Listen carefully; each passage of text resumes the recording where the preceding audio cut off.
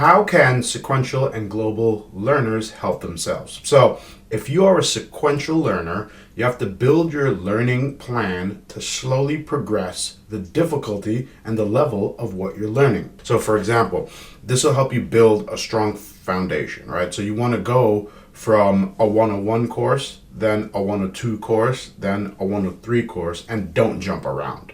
If you're a global learner, you have to work to get an overall sense of the full topic you are studying. For example, if you're learning digital marketing, check out our micro lessons to get a sense of the different parts of digital marketing before learning how they all work together.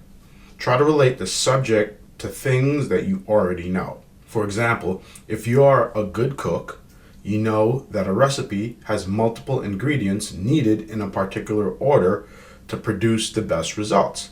If you are learning to build a digital marketing plan, know that the recipe will include different marketing channels to deliver the best possible meal, right? These sorts of associations will help you learn faster.